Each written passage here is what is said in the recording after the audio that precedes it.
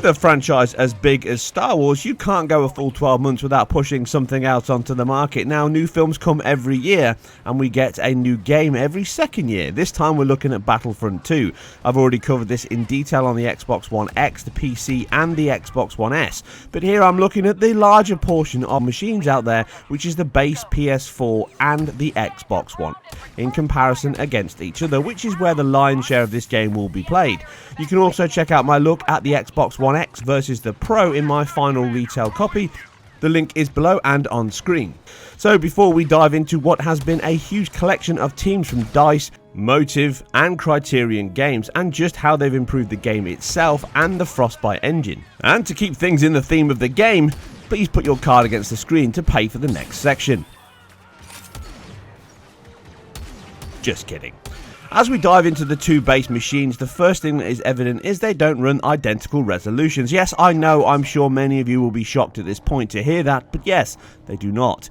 Instead, they both use a checkerboard resolution solution to improve the output, aiming more towards the 1080p target, but one of them is more successful than the other, and you can assume that one has a PlayStation badge attached to it. This means that on the Xbox One S or the Xbox One, you're left with a game that has more movement and sub-pixel noise, along with a softer image quality overall than you get on the PS4. You can see the details here as I zoom in. Just to give you a highlight of the difference between the two, you lose some of the specular highlights on the knobs and the dashes, and some of the detail on the textures on the screens and the background. It's very minor, but when you zoom back out and play the game normally, you do notice this more from a softer look and more shimmer and movement. Not to say that it's free from it on the PS4, because it's not, but it is obviously slightly better on the PS4 due to that high resolution. You can again see it here with all the visual quality and the details being the same, but that softer, blurrier look overall softens every aspect of the vision. You can see the particle effects are softer, the texture details and the shadows are more dithered, and you can see some of the artifacts. It's much easier to spot here when the camera is still, and you can see the lower sample rate that the textures and details are sampled at across the board. This leaves the Xbox One with an image that doesn't quite hit a 1080p quality, but it looks more around the 900p level. And that tends to be where it hovers around. Although I did get some counts below the 900p, it tends to be where it sits most of the time. They do happen to have pulled back on the TAA solution from the original beta, which softens the image slightly more on the beta, and now you get a much sharper image overall, and texture details are allowed to shine here. But this doesn't appear to be from a standard solution. I'm pretty sure it's using a checkerboard solution here on both the Xbox One and the PS4, just like the Pro, except the implementation here is different, and probably like it is on the X as well compared to the Pro version. You can see differences in the implementation, and it's very obvious on the Pro, at least more obvious, but in a higher resolution it does tend to stand out more. The lower resolution, the softer it appears, the harder it is to see the artifacts. You can see it here on the front grille of the rocket tower, and also on the steps and the light areas on the Xbox One. There is definitely checkerboard signs on both versions here, but again, they can vary in different areas and dependent on the movement. It's very good and improved significantly over the last time we looked at a Frostbite checkerboard solution, if that's indeed what we're looking at.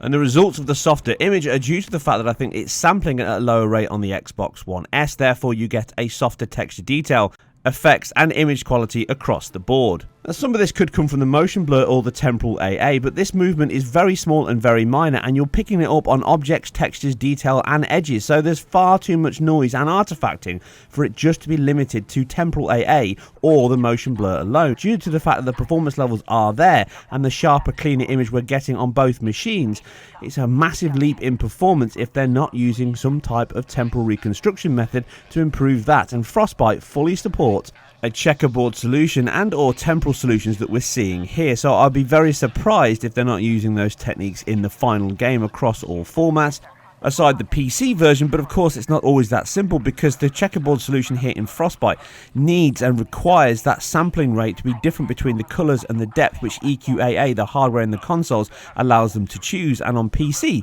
that isn't always possible, both through the API and the driver layer, the API being DirectX 12 or even any other function that you might be using, and also the hardware. It may not even have that functionality available, and there's such a breadth of hardware on PC. So I'm sure this may be coming in later versions of Frostbite. Right now I'm not seeing it in the PC version. So in the end, you're left with the title on the PS4 that hovers and looks much closer to a 1080p image, even though it's probably coming from a lower base than that.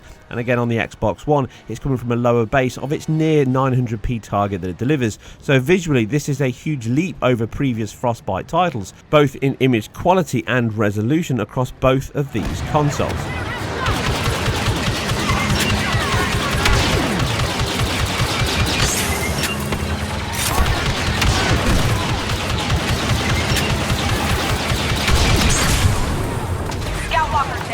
So visually we have a very similar title across the board. On both the Xbox One and the PS4, they seem to run around the high settings with some small tweaks, as I covered in my video 2 weeks ago. And the gap comes from the resolution split and therefore the image quality. So does performance give us another difference? Well, it does, a very minor one, but it appears that the Xbox One, just like we saw with Battlefield 1, performs ever so slightly better than the PS4. But overall, you're looking around 100 frames in this analysed set of around 97,000 frames. So it's very, very minor indeed, and you wouldn't really notice it aside this close analysis. But again, it is a small difference. You're getting around half to 1 frame per second difference between the two. You get a higher peak on the Xbox One with 100 milliseconds as its highest point and 50 milliseconds on the PS4, but 99% of the time the dips never exceed the next refresh rate, which is 16 milliseconds. It seems to sit at that 16 milliseconds flat line on my graph at 60 FPS most of the time, with small jumps into the 30, which is the next frame rate at 33 milliseconds. The average on the 99th percentile is 33 milliseconds on both, and the 95th is 16 milliseconds on both. So it's a very high performing game in single player, with that very small caveat that the Xbox One just ever so slightly is faster overall than the PS4. But like I say, you wouldn't really notice aside this kind of in-depth analysis.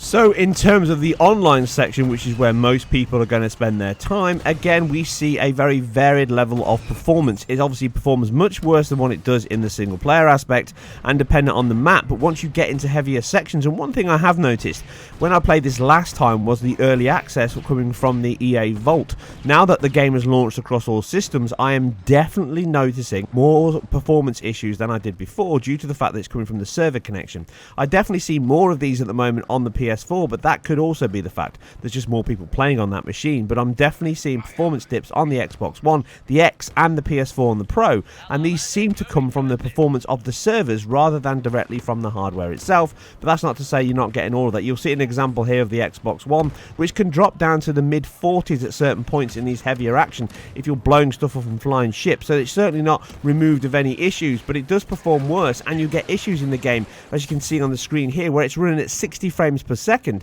but you are getting lurches, not rubber banding, although that is present still in the title. You are getting these lurches as the actual movement of the game catches up with itself, and it can make the game feel like it's dropping frames or frame pace issues, but as you can see, it's actually delivering 60 frames per second most of the time. So generally the performance is okay, but you can get long hangs, as you see here on the PS4, and I even had a couple on the Xbox One X and the PS4 Pro, where it can hang upwards of 200 to 1,000 milliseconds at really long points. Now this is all on the same internet connection, so it's not specifically my connection. I have a 100 meg connection here at my house, and it works perfectly fine on other titles, but it must be the fact that the game is obviously having performance issues at the server side, or there's some issues there in the netcode that's causing it to lag and stutter quite heavily in certain points of the title. Generally online is very good. It can can hover around the 55, certainly not as solid as single player, but it is doing a lot more. And you can also notice more of the checkerboard solution in the online side of the game. They're certainly scaling resolution a lot more and working with that image quality to keep it as high as possible. It is much better than the beta and much cleaner, but overall this is a good solid performing title, if not rock solid 60, and certainly not as rock solid as previous titles in the Battlefront series, but it is a much better looking game, and like I say, visually it is pushing these consoles much harder than the last time we saw it in its 720 and 900p splits. Overall, I do not really enjoy this game. It's not something that hooks me immensely, but I've covered it in detail because that's what I do, and I was asked to cover the PS4 version. As it stands, if you've got both machines, then I support the PS4 version because it has the slightly sharper image quality, and overall performance is very similar indeed. You wouldn't really notice the difference unless you're analysing it at this kind of level, but if you've got the XboxOne S or standard Xbox One, you're not really going to miss out too much, so the gap there isn't huge, and it's certainly not something that's going to ruin your enjoyment if you're into this title.